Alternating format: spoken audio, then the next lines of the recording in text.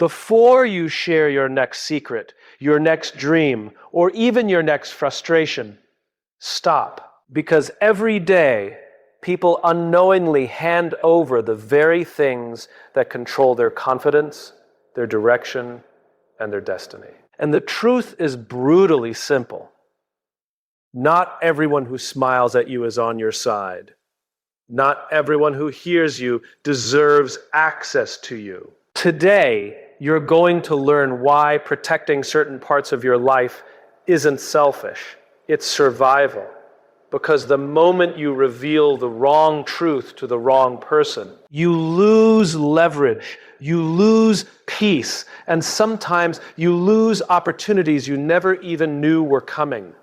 So listen carefully. These aren't just 4 things you should avoid revealing.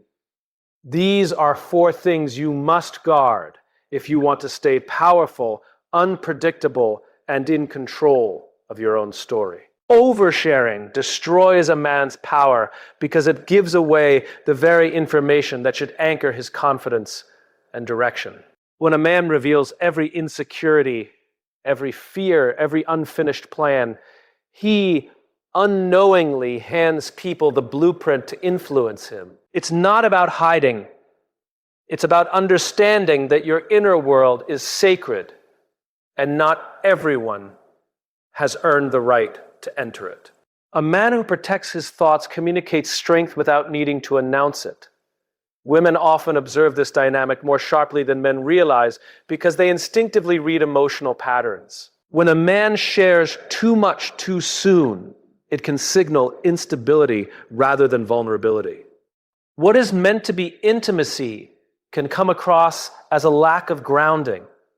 And instead of creating closeness, it creates doubt. Authentic connection grows when a man knows how to reveal himself gradually, with clarity and intention, not out of desperation for validation. Other men judge oversharing through an entirely different lens, one shaped by hierarchy, competition, and status. In male psychology, exposing your emotional underbelly to the wrong person can shift the balance instantly. Information becomes leverage, weakness becomes opportunity, and trust becomes currency. A man maintains his power not by being silent, but by being selective, thoughtful, and deliberate with what he reveals and to whom. People manipulate you most effectively when they understand the parts of yourself you reveal too easily. The moment someone learns what you fear, what you crave, or what you're trying to prove, they gain a quiet advantage over you. They don't need to confront you directly. They simply nudge your emotions, trigger your patterns, or feed your ego until you move in the direction they prefer. A man becomes vulnerable not because he is open, but because he hands others the emotional buttons they can press at any moment. Women, whether intentionally or not, often recognize these emotional buttons faster than men do. They notice what makes a man tense, what makes him proud, and what makes him doubt himself. When a man exposes his insecurities prematurely, it can invite subtle forms of influence, like encouragement that's really redirection, or validation that's meant to keep him dependent. This isn't manipulation by malice. Sometimes it's simply instinct. But instinct can shape behavior in powerful ways. Other men, on the other hand, manipulate through competition, hierarchy, and unspoken power dynamics. They watch how you react, what gets under your skin, and what you desperately want to prove. When you reveal too much, they no longer guess your weaknesses, they confirm them. And once confirmed, they use timing, pressure, or silence to steer you without ever appearing to do so. Your past becomes a weapon the moment someone with the wrong intentions gains access to it.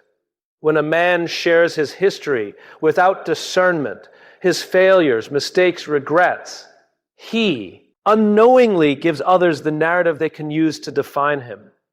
What should remain a source of growth can be twisted into a reason to doubt him, limit him, or undermine him. The past isn't dangerous on its own.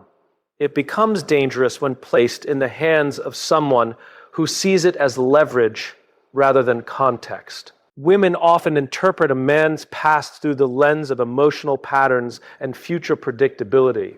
When a man reveals too much too soon, it can shift the way she perceives his stability, his discipline, or his direction. What he intends as vulnerability can be subconsciously received as a warning sign.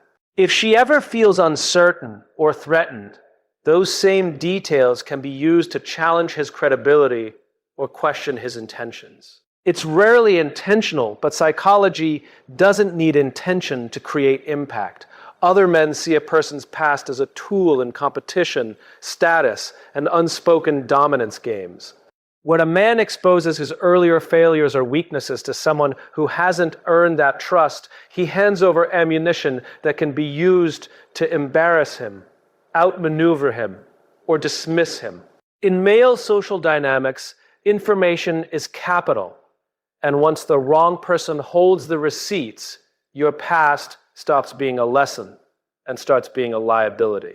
Revealing your next move too soon is dangerous because it hands people the opportunity to interfere before your vision has the strength to stand on its own. When a man speaks his plans prematurely, he exposes them while they're still fragile, before they've gained momentum, discipline, or structure.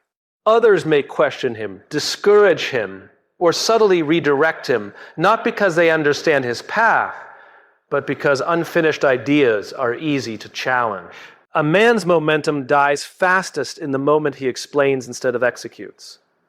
Women often respond to a man's early disclosures with a mix of curiosity and concern.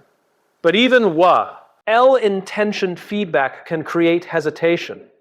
When she hears a plan that lacks form, she may instinctively point out the risks, the gaps, or the inconsistencies. What he interprets as a lack of support might simply be her desire for stability, yet the effect is the same.